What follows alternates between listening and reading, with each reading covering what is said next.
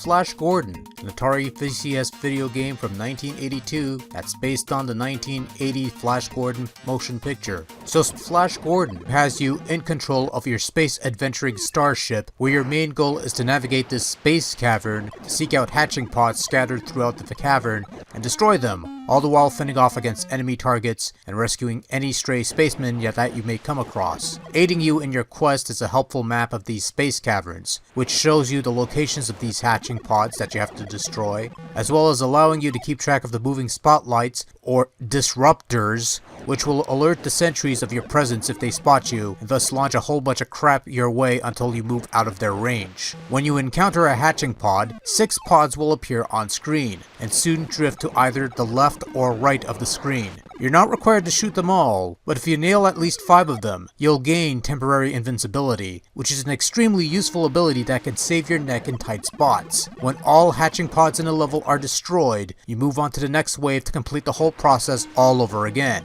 As you progress through each level, the scanning spotlights move about quicker, forcing you to act on your feet and keep ahead of your foes and stuff.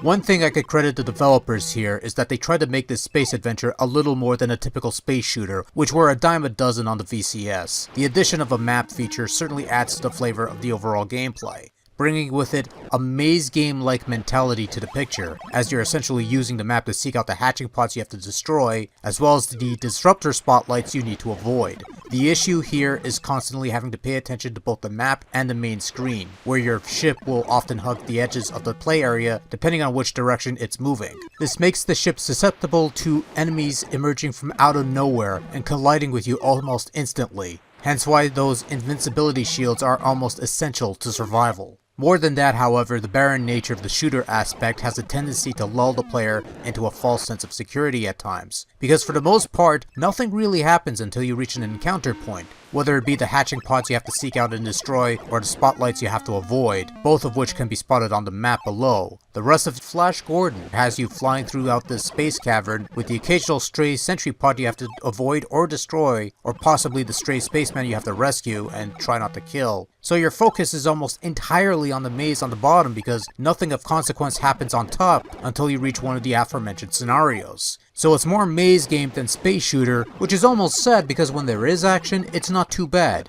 It's quick paced and your ship controls pretty well that it can handle what's coming. Just that there's not enough of what's coming and more of just get it yourself. Visually speaking, Flash Gordon looks fine, even with the traditional Atari flicker, which is more prevalent in the maze portion rather than the main action screen. Your spaceship is simple looking but has some semblance of size to it. The various enemy targets are, well, they're things that exist. You can sort of recognize the spacemen you have to rescue and that they look like spacemen. The map screen is clear and straightforward, even if the only thing that changes is the color, which is largely irrelevant because the main screen has no walls. All in all, not a particularly bad looking game, not winning any awards for eye candy, but it gets the job done. Somewhat. In terms of sounds, it's stock Atari sounds. Lasers sounds fine, explosions are stock, a bell sounds when your shields are in defect, and an annoying tune plays when you move on to the next wave. Not exactly high caliber stuff, but again, it gets the job done. Somewhat. This much I will say about Flash Gordon. It tried to deliver a different kind of space shooter for its time and, well, points for effort at least. Space adventure is a balancing act, and success is dependent on how well one manages alternating between scanning the map and keeping an eye on the top part where something might happen on occasion between hotspots, and that might turn off a few people.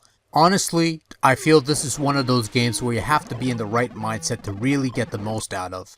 But, for my part, I found Flash Gordon to be a pleasantly enjoyable little game that's well made, maybe a little ahead of its time, but if you can manage a balancing act, you'll get some mild enjoyment out of this one.